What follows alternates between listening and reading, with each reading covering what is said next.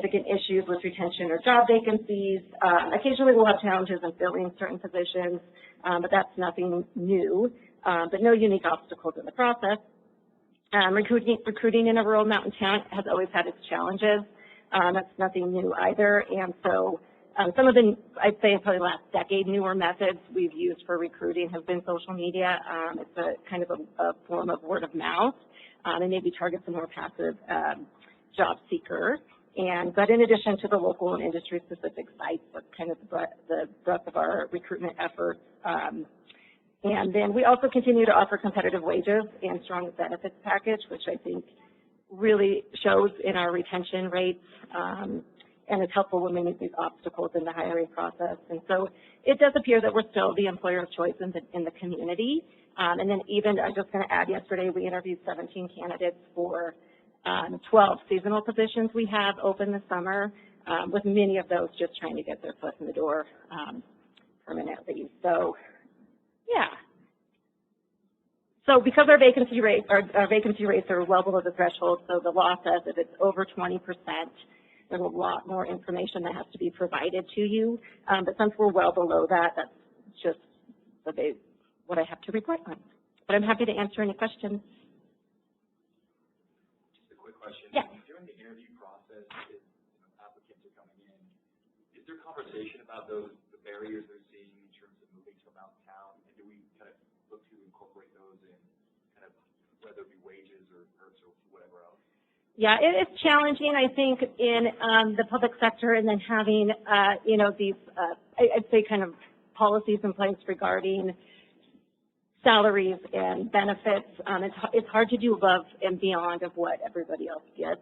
We do see it all the time. We just had a candidate end up not relocating for a position. I think they got halfway to California and said, you know what, I can't do this. And so we're back to square one with it. Yeah, so it's unique though. I'd say it's some of those more technical positions, probably the higher level positions that we're not recruiting for as often. But it is every time we interview, it's a thought that runs through our head. Are they really going to relocate, and what can we do?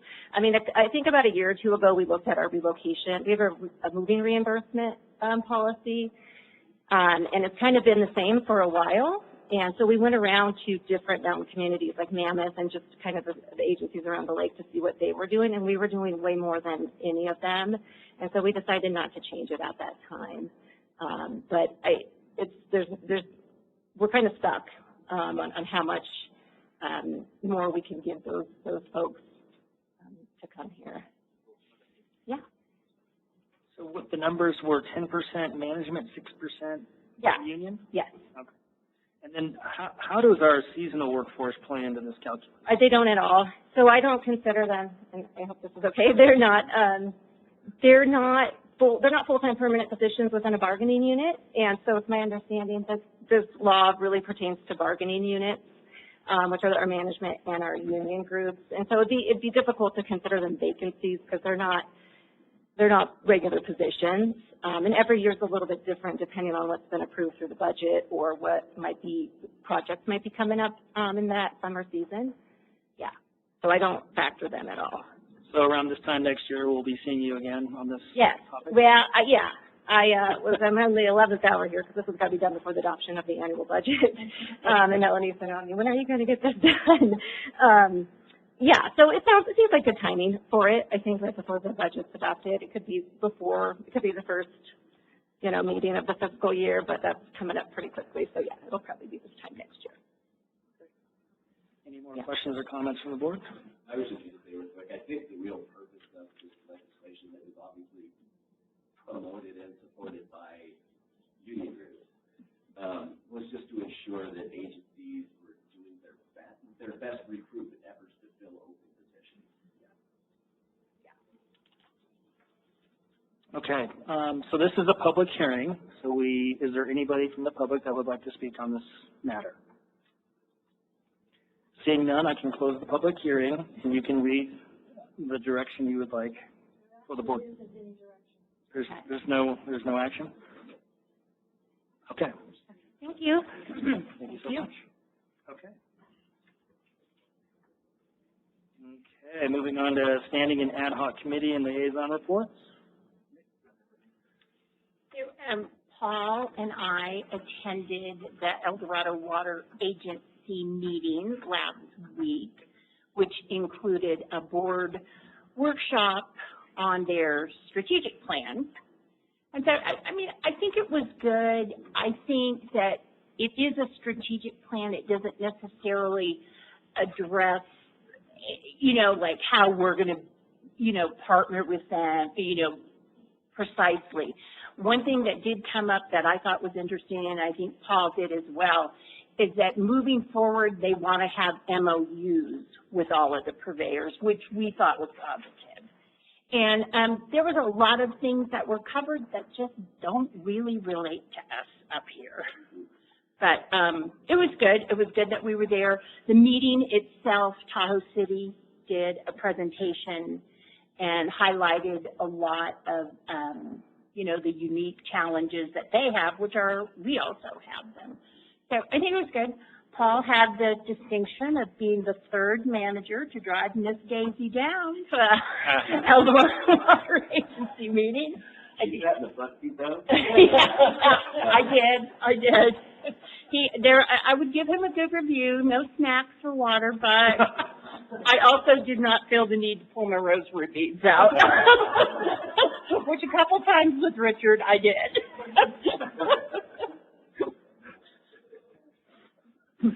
Anything else to add on that, Paul? No, I guess the only other thing I would say is, as we were going through kind of some of the updating of the strategic plan, I didn't feel like any of the recommendations that were coming from the board members were really substantive. I know you ended up getting the summary and you sent it to us to take a look at, which I haven't yet. I will tomorrow, though. But I just kind of felt like it was a cursory update a little bit. There may be more next meeting when you're there. But it was good. It was good to be there. It was good to see the process. And I think having been on the board the last time they did a strategic plan, I think this is a lot more involvement from the purveyors. So that's positive in my opinion. We're getting our footprints all over there, right? We're getting in there. I don't know about that. Fingerprints. All right. Step all over it. Nothing for me. No. Okay. I guess I'll report out on the ops committee. So I was the sole board member in attendance. Mark, Silos, Paul, Aaron, and Adrian were present. So we basically spent most of the time talking through basically our closed item for today, which is basically the property acquisition. Not much more to say with that. It's sounding to me like our coordination with Liberty is going much better than it has in the past. There's been some additional fire department coordination, working through some training opportunities with their staff to help them better understand how to turn on and off our fire hydrants so they don't blow up our system. Everything was going well with the wastewater treatment plant. There are some things we're looking at doing to mitigate some of the Lahontan fees for the recycled water users down like some of the ranch lands that are receiving our water. So we've talked a little bit about that. And I don't know, am I missing anything, Paul? No, I think we should probably talk a little bit more about the Lahontan fees. Just as part of your report. So sure. We can't get into too much, but you want to just kind of give a little up? Can you come up to that? Yeah. And I think you're all aware that the receivers of our water in Alpine County, all of them received that $1,500 bill from Lahontan, which was kind of a surprise because none of them knew that it was coming. And I know at least we've had a couple of them that make statements that they would not be interested in continuing receiving the water if they had to pay this $1,500, which is very concerning because we do not want to let $1,500 stand in the way of a loss of land for us to put our recycled water on. Yeah, so I'll let you go. I was going to say, it's a critical part of the Tahoe, water cycle here is putting that treated water on those ranch lands. So this was a fee that came up last year. Actually, our local Lahontan Water Board wasn't even aware of it. This is from the State Water Resources Control Board. you know, a big agency. We've requested a waiver to this fee based on just the use of recycled water in town and Alpine County and how it relates to Tahoe here. We are a little bit special. We've sent a letter requesting a waiver to the fee. We've met with LIAISON in early March. After our ops committee meeting, I did reach out to Mary Wagner. She had somebody else call me back. I talked to a couple of people there. It's going to take a while to get this sorted out. There's been a lot of people complaining about this fee. It's something that I did hear, but we are the first people that they're aware of that have asked for a waiver. Everybody else has kind of like just paid it, as far as I know. So yeah, we basically said, you know what, we know it's going to take a little longer to like get our request for waiver sorted out, and so what we propose to do is pick up the fee for the ranchers for this 1 year, just so that we have time to figure this out with the State Water Resources Control Board and revisit it again next year. But it's something we'll keep working on. I'll keep updating you during the ops committee, but that's kind of where we're at today, just with a couple of the ranchers not wanting to take the water if they're going to have to pay this $1,500 fee, which I think this will open up negotiations for the contract renewal coming up as well. So that's roughly about $7,500. What about it that we'd be covering? Does that sound about right? $9 grand. Is it $9 grand? Yeah. 6 ranchers. Oh, 6. Okay. Just a quick question. Don't want to go down the rabbit hole, but what's the fee covering? Like what is it for? Good question. I don't like. It just doesn't smell right. It smells BS-y to me. So like, what's it for? So in Title 22, there's a clause in there that basically the state could charge for people using recycled water. You know, it's a program in California that just, it wasn't creating money, and here's a way that they can create some money. And so this was something that was passed at the end of last year on a very short notice. I think they had a 5-day public notice, and kind of pushed this through. Our local LIAISON Water Board actually didn't know about it when this happened. We didn't know about it. We found out after one of the ranchers received a fee. So what the fee, I believe, in Title 22, what I believe it's for is for mitigation, but I don't, know exactly where this money is going with the state of California. Not to go too deep into it, but I'd like to challenge it on like logical nexus grounds, because it seems nonsensical, just at face value. And why would $1,500? Again, happy to be proven wrong, but it does seem that there's a nexus issue that I would. And again, I don't know how much we want to fight this, but in terms of like the argument, yeah. I'm trying. I think in general, to me, this fee is counterintuitive to California and what we're trying to do with water. We're trying to conserve drinking water. The use of recycled water does that, and so that's all in my request for the waiver of this fee. I draw my hands off. They give me money. They don't take it.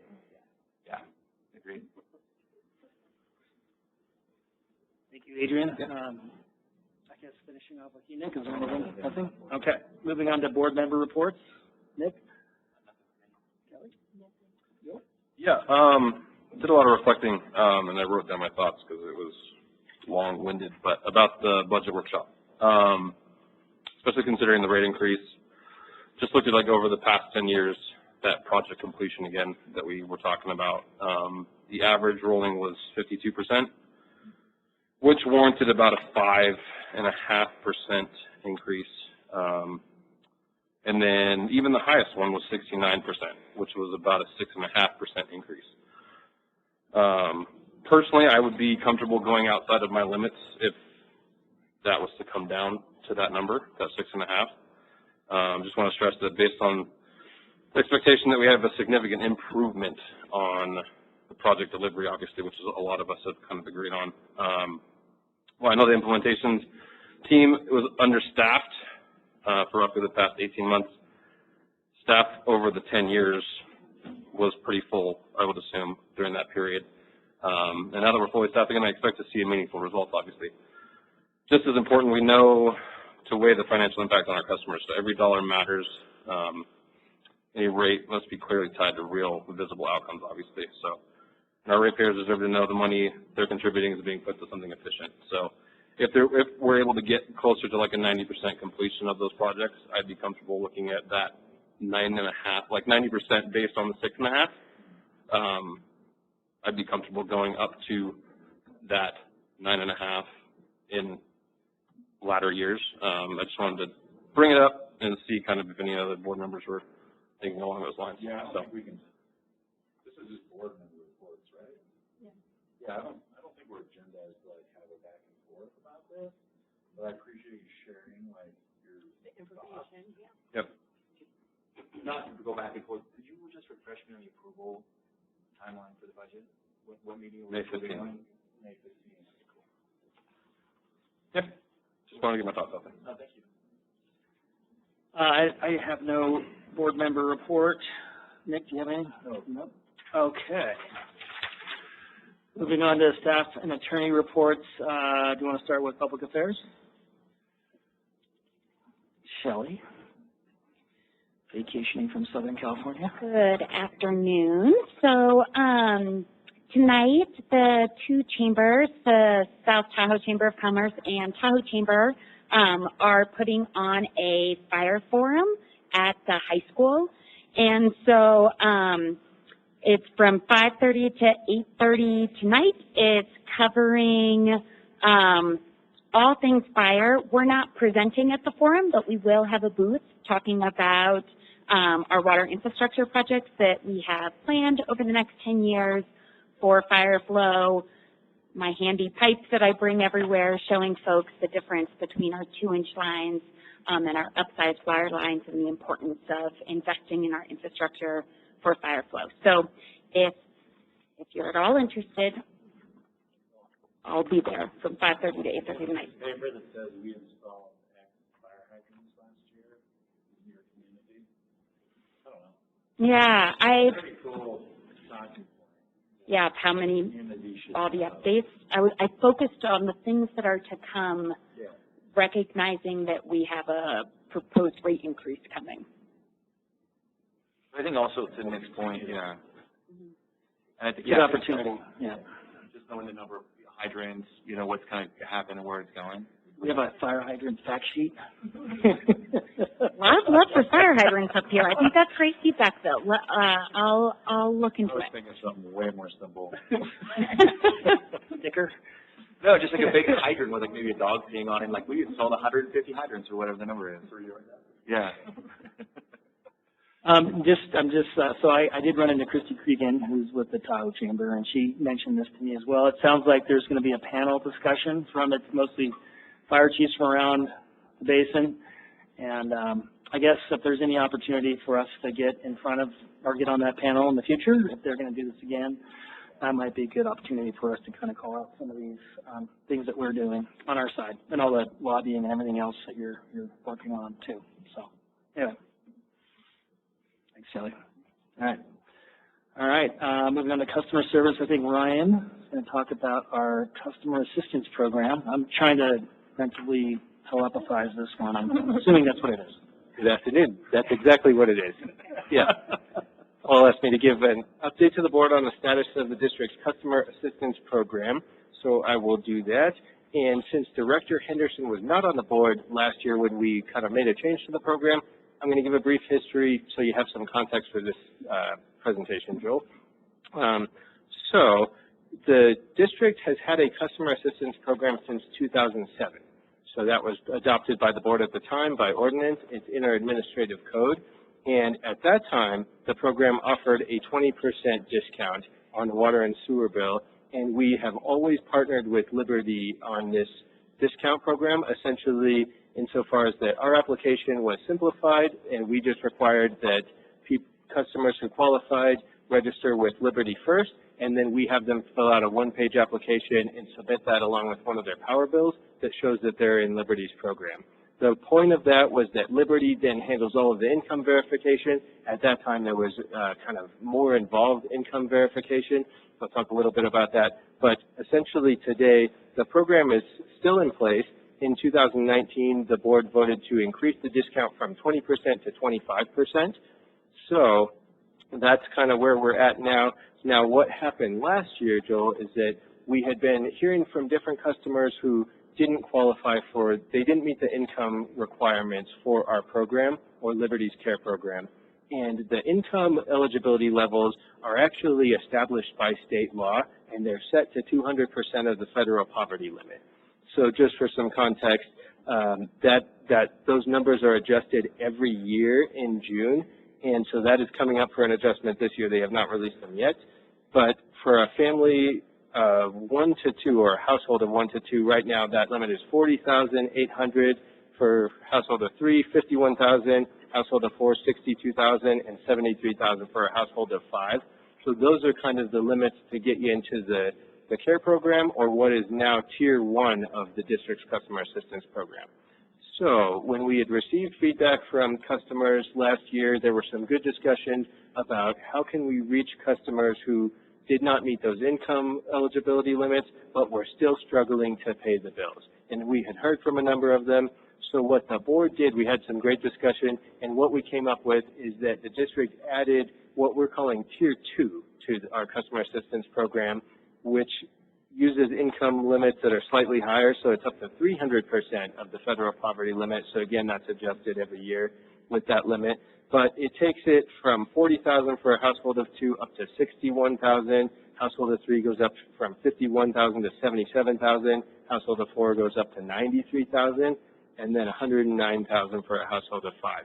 So the thinking behind that was that we could reach more customers who didn't meet the limits but needed some help on the bills, and it came with a lower discount. So the discount for tier 2 instead of 25% is a 15% discount on our bill.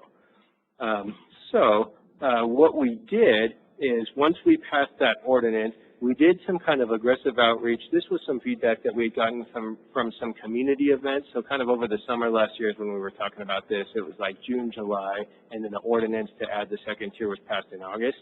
But during that time, we'd been at some community events, and we started bringing our TAP application.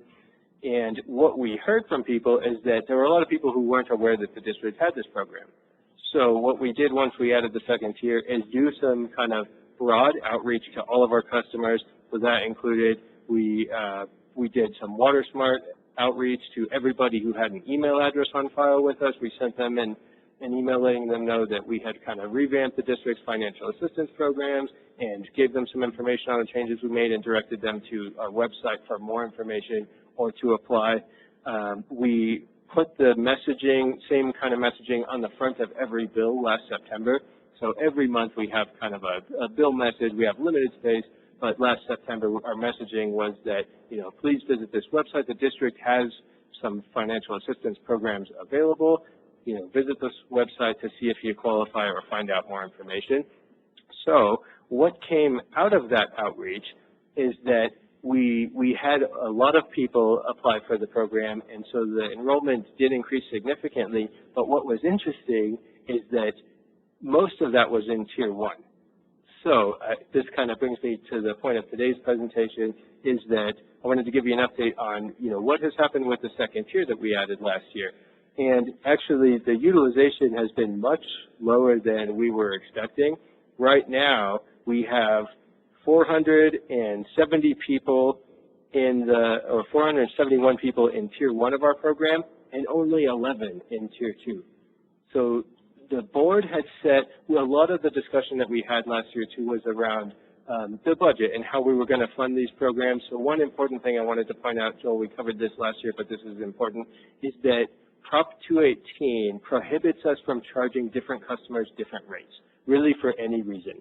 So we do these rate studies. The rates have to be completely based on the cost of providing our services, and we cannot have any subsidized rates. So the way that this program works is that we have to fund these discounted rates by using some source of non-rate revenue. What the district has always used is property taxes. So every year we have property tax revenue. So we handle it in the accounting system, but any of these customer assistance program discounts are then kind of backfilled into the rate revenues and made whole by our property tax revenues. So we had good discussion about, with this second tier, the board established a budget limit. So they funded tier 2 to $50,000 annually. So right now, with only 11 people in it, it's well below the budgeted amount. It's about $2,500 a year is what we're looking at right now, based on the current enrollment of 11 in the current rates. So there's a lot of room in the budget for Tier 2. But I was looking at, since we had so much discussion about the budget last year, I was looking, we also talked about, what does the program cost us annually for Tier 1, which is a 25% discount. At the time, it was about $150,000 a year, but like I said, we had a big increase in enrollment in that program when we did this outreach, so we had about 60 more people join. And what happened was most of the people who reached out to us qualified for Tier 1, and they didn't know that. Some of them were enrolled in Liberty's program, some of them were not, but basically, so we had about 70 people added to our program, but the vast majority of them, about 60 of those, went to Tier 1. So what we're looking at right now is that Tier 1, just so the board is aware, it's about pretty steady at $15,000 a month, and that is for that 470 customers. So one of the things, which comes out to about $180,000 a year, again, at the current enrollment, at the current rates. But the rates increased in this discount, basically the cost of it increases at the same percentage. So one of the other things that we talked with the board about was that we had been working with Liberty on sharing data and getting a data sharing agreement in place. It was quite a process to get kind of some NDAs signed so that they would be able to share their list of care customers with us. And the thinking behind that is that it's helpful in a couple ways. We could use it to see if anybody in our program no longer qualifies, that they're no longer enrolled in Liberty's program. But what the district wanted to do, and the board was supportive of this, was also do some direct marketing to those customers who were in Liberty's program but not in ours, since we know that they qualify. So we finally, it took a long time, but we got the list from Liberty. We have everything in place, and we're now going to be receiving that quarterly. So I went through their list. They actually have 2,800 care customers right now in our service area, but not all of those will qualify for our program because a lot of them are sub-metered. So these would be like apartments or condos that have their own meters, whereas the district, those are master metered properties, so they don't qualify. We've never had a way for them to qualify for our program. So what I did is kind of go through that list and narrow it down to people who have local mailing addresses. This is another requirement of our program, is that it has to be your primary residence. So this is only for residential properties, and you have to live here full-time, or primarily at least. And so the short story is that when I narrowed Liberty's list down to what are the number of people who are currently in their program but not in ours, it's just under 600. So there are 590 people who are in the care program, not in the district CAP program currently. So the next step would be that we would reach out and let those customers know that they qualify for our program. I just wanted to make the board aware that that is more than we were expecting as far as the number of accounts, and the barrier to entry into our program is relatively low.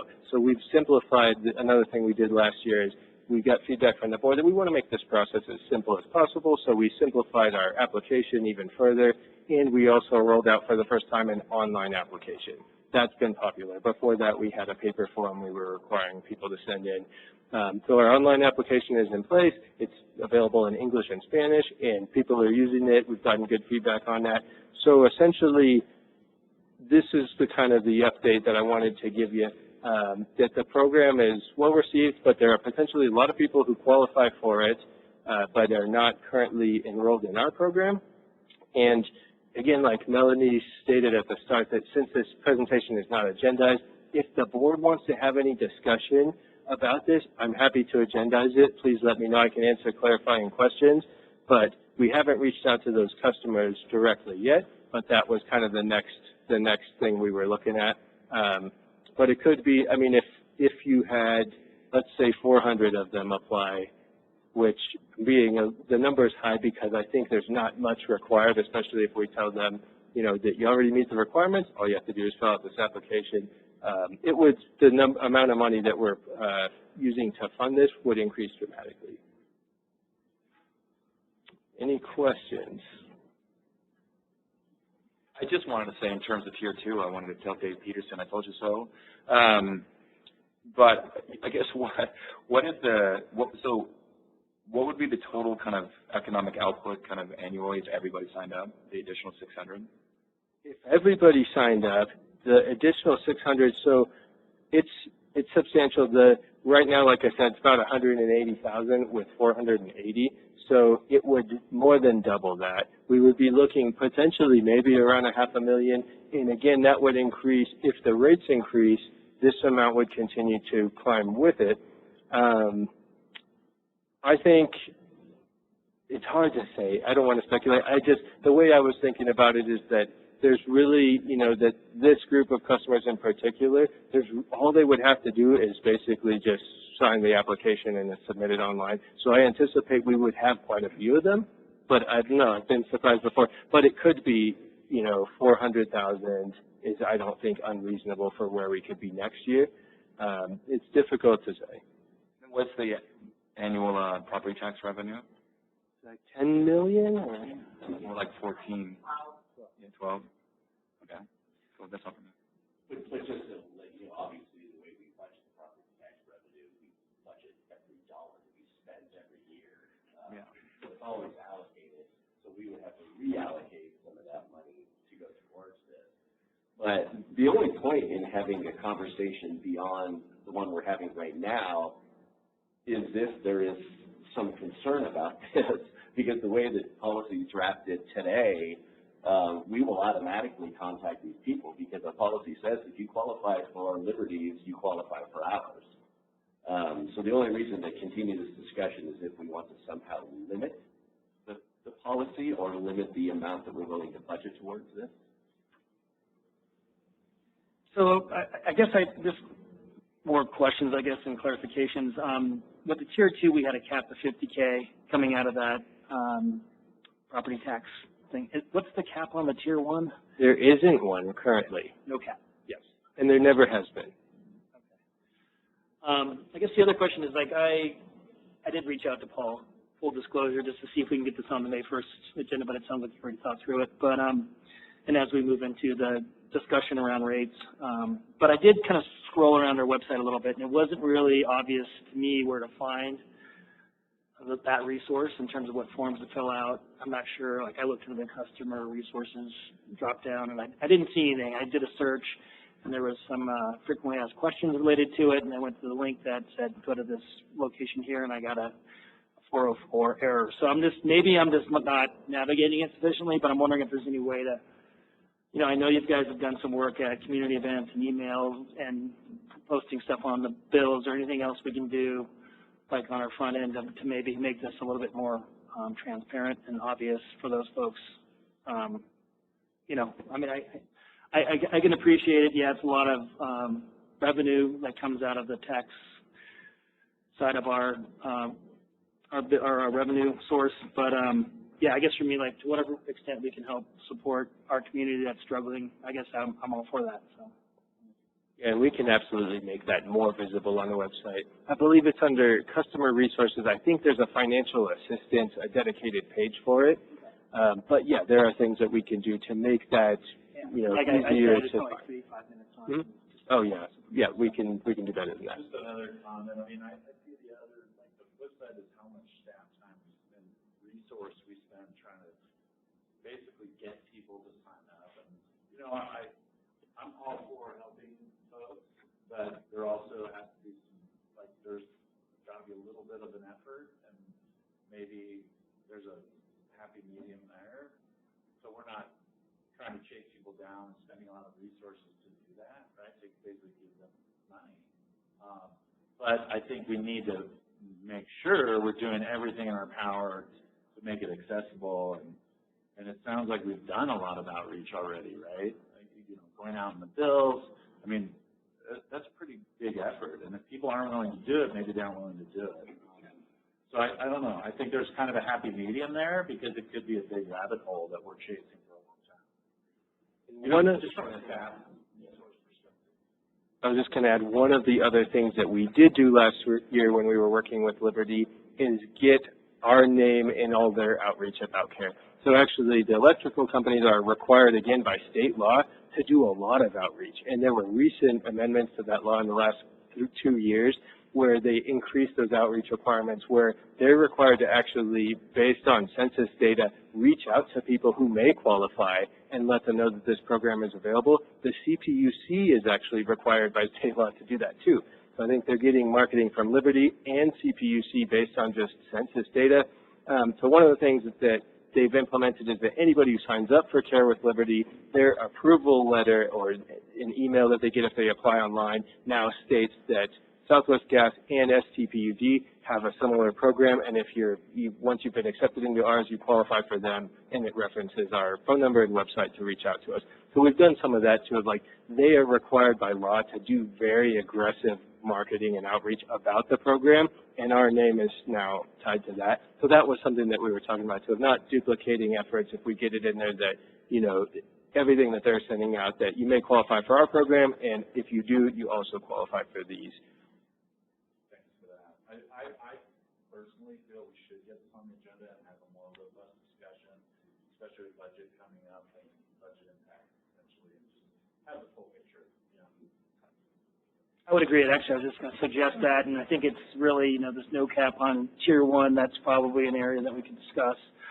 The Tier 2, I'm surprised actually it's not being taken advantage of more, but perhaps it's just people's appreciation, understanding kind of the nuance between Tier 1, Tier 2, or whatever it is, but that was a little bit of a surprise to me. But thank you for the report. Is there any more comments or questions from the board on this? No, wait till. I can agendize this for the next meeting. One last question. Is there anything from any of the board members that you would like me to address in that presentation in particular? I guess for me, as we're moving into the, you know, this conversation around rates is that, and I think the more predictability we have in our budget, so I think this conversation around, you know, caps as it relates to the Tier 1 and Tier 2, and this, you know, having a good understanding of kind of what that potential pool of people that might take advantage of it and the extent to which we can accommodate that. I think that's kind of the nature of the conversation that I'd like to have. I mean, I was wondering, I might have a scheduling issue for the first. I'd love to be in attendance if we could do with the budget meeting the following meeting. If it works better the other way, that's fine too. I can convey kind of my thoughts to everybody, but just as a question. Yeah, and part of that conversation is, I think, just what are the implications of setting a certain cap or having, you know, like if this was a full-blown taking advantage of program, what does that mean? What does that take away from the capital improvement program or otherwise? So I guess that's part of the conversation. Okay. Based on that, maybe we shouldn't rush it and let's think about it a little bit. Because there's no reason this has to be done before the budget's approved. Yeah, we can always approve some sort of a limit on it afterwards, since it's a standalone policy. So, and because I know that you're kind of out for the May 15th. We want you to call in at least for the budget and the rate increase vote. But I don't know how much availability you'll have for like a discussion on this. So maybe the first meeting in June. Okay, that's fair. Yeah. Okay. Okay. Thanks, Ray. Thank you. I guess just one of maybe just some context to what other people are doing, you know, around the basin. I think part of that. You know, I think we've had it a lot, but I think, you know, for Joel and, you know, if anyone else is in attendance, that might be helpful. Yeah. Yep. Absolutely. I can do that. And there are some new programs around the basin. So for a long time, we were the very first. So there are some new ones that have actually reached out to us in the last year to ask how we do it, and they now have some programs. So I will bring you the details on how those are set up. Yeah, I guess just, you know, in closing, if you have 5 people in your house and you're making that amount of money, your life is really, really hard. Really, really hard. And I think, you know, I grew up in a specific way. You gave 10% of your money, you give 10% of your time away. I believe that's my core, and so that's where I see things as we go forward. Very good. Thank you. Thank you, Ryan. Okay, moving on to item 10, General Manager Report. Paul. I have nothing in addition to what we talked about today. Oh, great. Okay, item 11, notice of past and future meetings. Those are there. Our next board meeting is the 1st of May, 2 o'clock. And we are going to adjourn this meeting and open the items for closed session. Out of closed session, how's that? Man, out of closed session, nothing to report? Did you hear that? Did you hear that? All right.